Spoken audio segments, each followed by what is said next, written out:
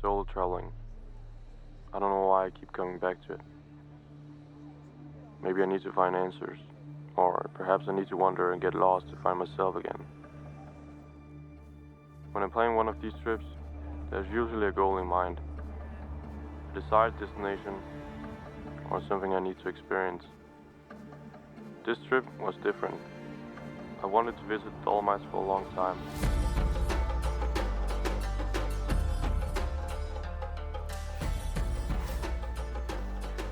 But before visiting the Dolomites, there are some places I need to see first to settle down for my trip. Milan. There's something about this place. The noise, people, the trains, the parks, and it's the city of fashion for a reason. I met up with a guy called Giovanni, who I've been chatting with on Instagram. Even though we made different types of content, we both have a lot of similarities. We shot some great content together, and it was my first time using Instagram to connect with people. I could finally see having a large audience could be very beneficial for me when I'm out traveling. I also got the chance to meet a girl called Jessica. We chatted briefly and had a great time before she left for Naples. I spent the next couple of days for myself. It made me feel like home again. I could just be present and independent for a moment. I was not caring about what other people were thinking of me. Just me being me. After spending 4 days in Milan, the next stop was Venice. I've always dreamed about going here and enjoying the tiny canals. You can easily get lost in Venice, and I surely did. I went with a girl called Star, who I met in my hostel.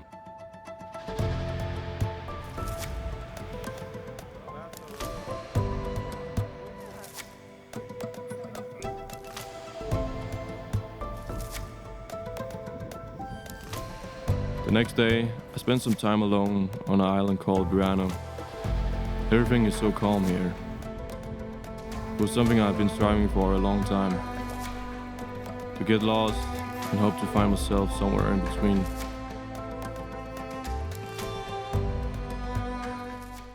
I was done in Venice, started to plan my trip to the Dolomites. I needed to do some things first before planning the perfect road trip.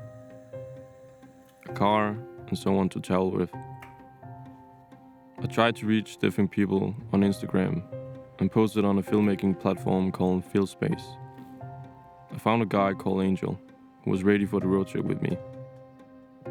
I was reaching out to different van rental companies and I failed. I ended up making a simple rental at the airport, but we ran into our first problem.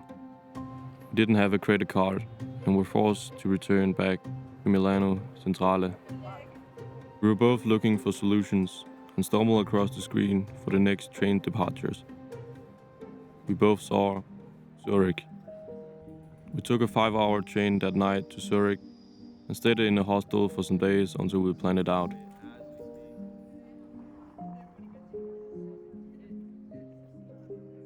Tried anything to make it work, finally got an offer from Indie Campers.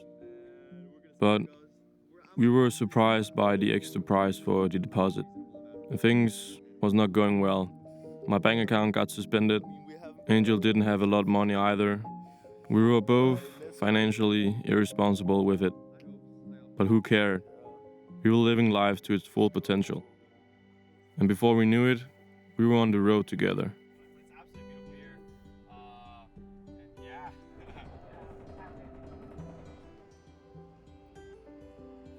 We experienced a cow parade down from the mountains in flower crowns without even knowing it. And we enjoyed relaxing moments together after a hectic start. Angel and I stumbled upon some locals who were potato farmers. While Angel tried using Google Translate, I tried speaking German basic to converse. We succeeded somehow. They offer us free potatoes to take with us on a van life journey. It's often the most superficial kindness that has the most remarkable impact on you. Something you will never forget. We were finally on our way and getting to know each other more. We only had 200 kilometers per day, not to meet the limit, and we only had the car in 7 days. So we have to plan accordingly to get the most outcome. Next up, Austria.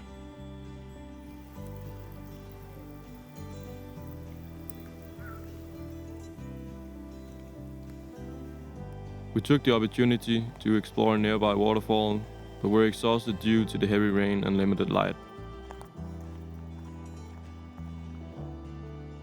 The next morning, we reached our final destination, the Dolomites.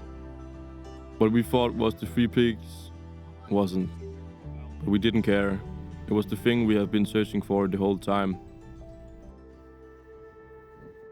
We had only been there for 30 minutes when we were joined by a fellow traveler named David. He was a solo traveler from Germany, and luckily, he had the same passion. We decided to go on a sunset hike together in the nearby area. And then it hit me. The pain, the struggles, the ups and downs, and the entire journey up until this moment began to fade away briefly. I felt inner peace again, which I sought for a long time. I remember looking at David and Angel, and I could see them smiling back to me.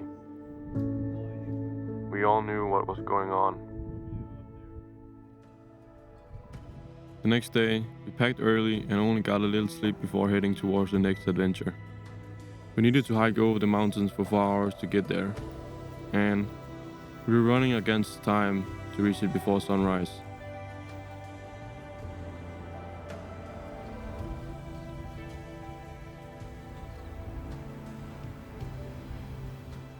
Feeling exhausted, we spent the next 4 hours inside to regain our energy. Afterward, we made a massive commitment to visit Sicily before sunset. To reach it on time, we had to cross the mountain and do a high altitude hike.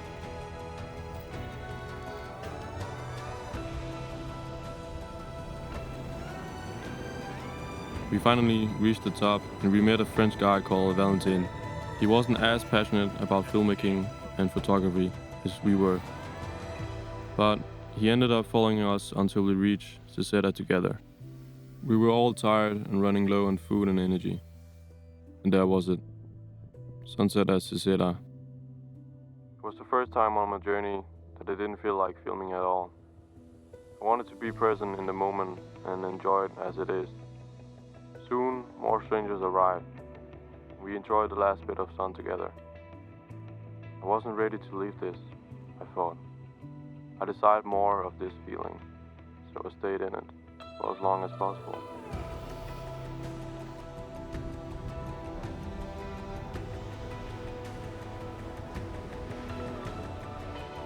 Unfortunately, Angel and I had a deadline.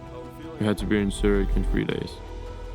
We explored the last bit of Dolomites, and the tiredness has finally caught up to us. We both wanted to get back home.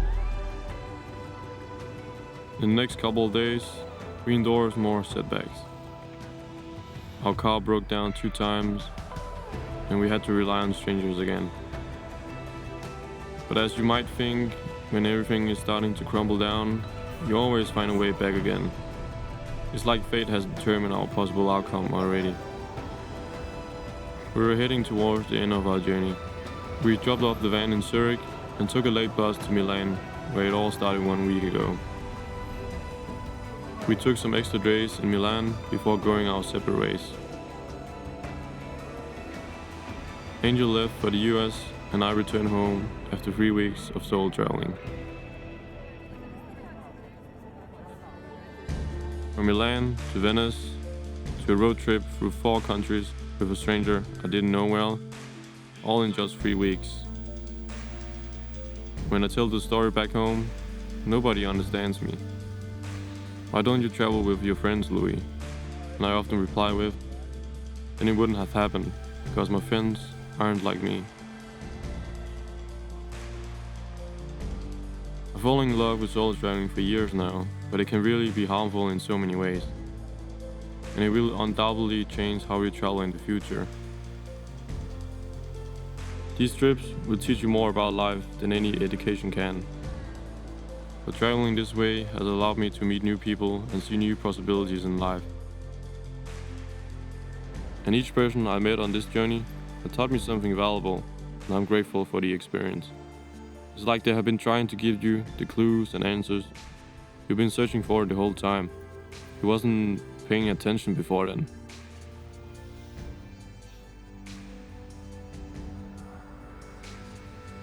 I always return home with a new perspective on life. However, it can be challenging when I realize nothing has changed back home, and you're the only one who has changed.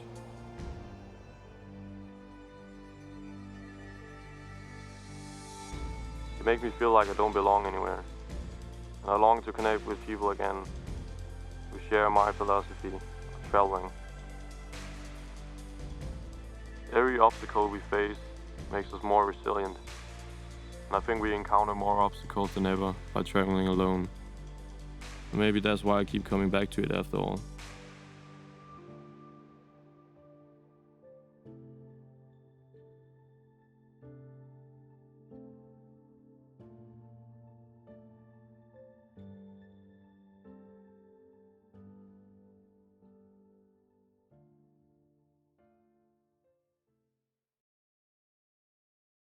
Start with you, Joe. Yeah.